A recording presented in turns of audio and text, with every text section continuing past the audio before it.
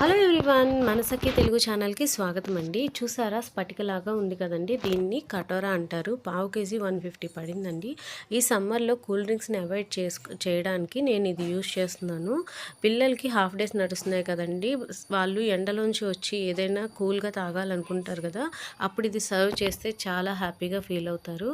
ఇది over night నానబెట్టిన తర్వాత జెల్లీ లాగా మారుతుందండి.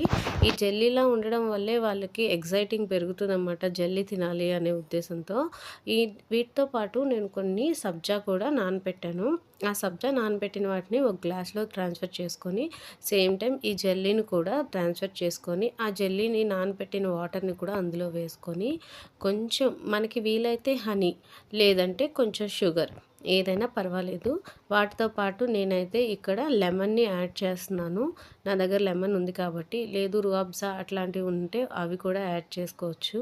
చాలా బాగుంటుందండి టేస్ట్ కూడా.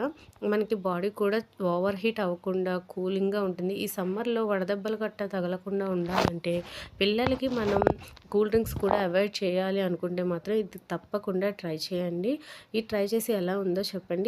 ఈ వీడియో నచ్చినట్టయితే please do subscribe to my channel.